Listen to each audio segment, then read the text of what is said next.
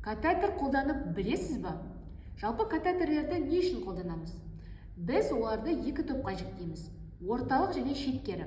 Шеткері деп отқанымыз қол басы веналарына, шынтақ веналарына қолданатын болсақ, ал орталық ол бізде ауыр жағдайларда оған аймақтағы веналарға қойылады.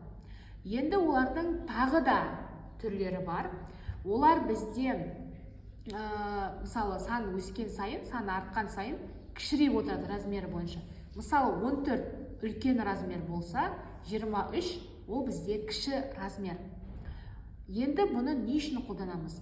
14-15 деген катетерлерді біздер қан құйған кезде, көбірек жидкость жіберген кезде, мысалы адам авария болып жатыр жолда, онда қан кетіп жатыр, белгілі бір сондай жағдайлар болған кезде, оған бірден құю керек болған кезде, біз резко жіберетін кезде сондай катетерлерді қолданамыз. Ал кішкентай катетерлер, жаңағы айтып отқан 22-23, олар онкологический пациенттерге қолданады. Неге? Себебі олардың тамыры бізде жіңішке болып келеді. Ал қарапайым лечебный түрде қолданатын катетерлер бар, олар қазіргі таңда больницада жатқан пациенттерге қолданады. Біз оларға күнделікті тамырларын жиі теспес үшін арнайы катетерлерді қолданатын боламыз.